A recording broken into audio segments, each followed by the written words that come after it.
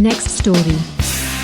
WashingtonPost.com. Trump Organization expands into prisons. Robert Stroud, special to the Post. 3 to 4 minutes. The Trump Organization, battered by legal woes and felony convictions of its former president, is embracing an unlikely new venture: Trump-branded private prisons. In a strategic shift targeting America's booming carceral state, the company announced plans Thursday to construct 20 new for-profit prison complexes across the nation's heartland. Each facility will have 1,000 beds to house inmates at the federal, state and local levels. It's time to start talking about the American carnage going on in our cities, said Eric Trump, who has taken over business operations from his father Donald Trump. We're seizing an incredible opportunity to bring safety and security to regions plagued by rampant crime and illegal immigration. The Trump Organization's prisons will provide much-needed jobs and psychological succor to communities feeling under siege, said Eric Trump. In signature fashion, he lambasted left-wing, crime-loving radicals for failing to address the root causes of violence. My father always warned about the blood-stained deathscapes proliferating in Democrat-run areas,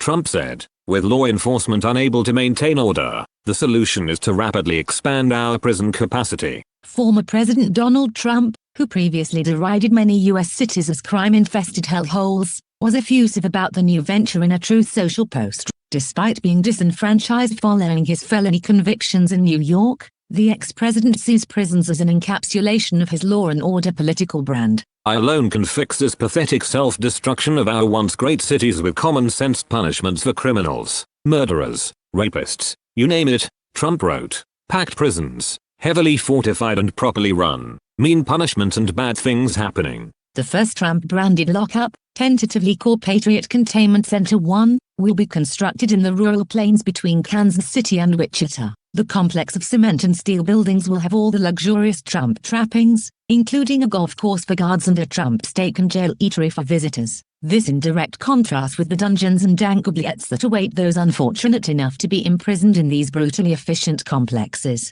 It'll be an ultra-modern American incarceration experience, Eric Trump boasted, a solution unmatched in its deterrent savagery to make our nation's streets safe again. Critics were aghast at the Trump Organization's latest self-enriching scheme to capitalize on societal strife. Leave it to the Trumps to turn mass human misery into a profit mill, said Reverend William Barber, co-leader of the Poor People's Campaign. This private prison plan is a moral abomination that commodifies racial injustice and perpetuates our unconscionable carceral state. The Trump prisons will primarily house undocumented immigrants as well as inmates cycled through the bail and court systems in urban areas. An immigrant rights activist predicted, "Expect hellish conditions and abuse of prisoners, in the name of deterrence," she said. This is a self-feeding business model designed to perpetuate itself endlessly off the backs of the poor and disenfranchised, said Jen Carrion, an organizer with Kosacher Movement. Trump and his neo-fascist allies are profiting off working families torn apart at the border and demonized city residents trapped in the cages they built.